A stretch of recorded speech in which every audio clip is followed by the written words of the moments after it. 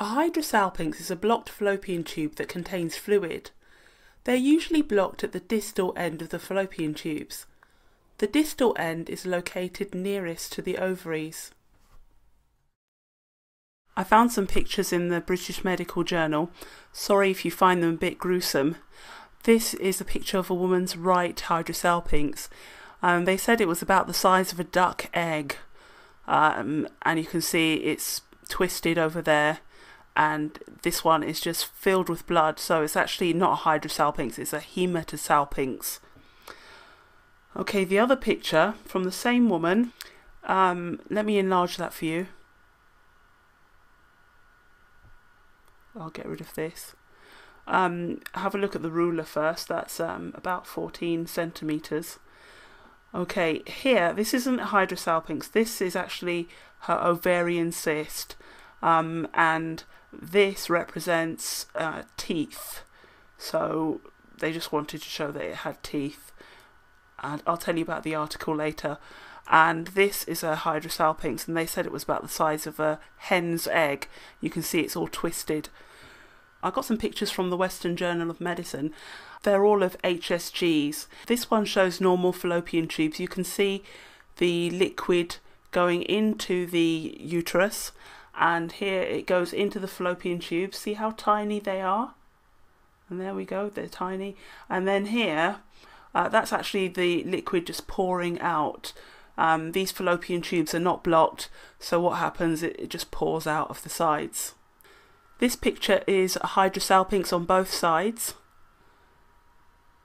Over here, the fluid isn't flowing out, it's actually just gathering, and they're saying that the fimbria has sort of tucked itself in on this side of the fallopian tube. On the other side, there's a bit of beading there, and the doctors think this is due to a spasm in the fallopian tube. They took an X-ray of the same woman 24 hours later, and you can see that the fluid is still there. So there's nowhere for it to go. Some of it would have run down into the uterus out of the vagina, but it's just stuck here. So that's how doctors at that time were able to tell whether there was a hydrosalpinx or not. The first few pictures I showed you were from an article published in the British Medical Journal in 1949. A 24-year-old woman was complaining of a sharp pain in her pelvis. She said it felt like a knife.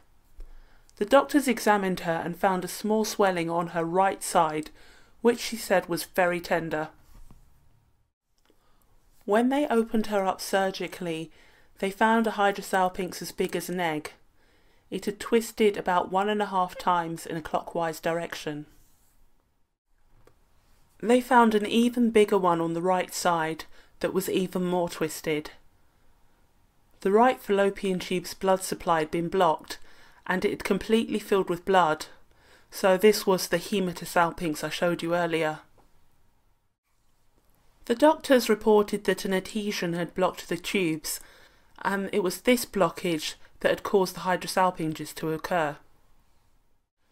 They performed a salpingo-oophorectomy on the left side. This is a surgical procedure to remove both the ovary and the fallopian tube.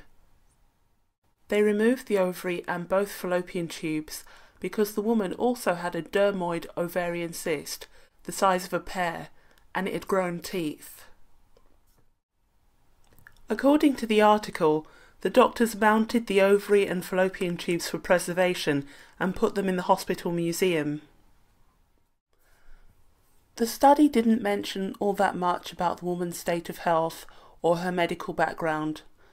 But when I read it, it made me think about how important it is to be in touch with your body, with techniques like Chinese fertility massage. Massaging the fallopian tubes and ovaries can help you to identify these areas of tenderness before they get so serious you need to have them taken out. It's also very beneficial in invigorating the uterus, ovaries and fallopian tubes. The reason why I recommend alternative remedies is because if you have a hydrosalpinx, you'll be 50% less likely to conceive with IVF than women without the hydrosalpinx. A study at Yale University compared the results of thousands of IVF cycles and found that implantation decreased by 50% in women with a Hydrosalpinx and miscarriages doubled.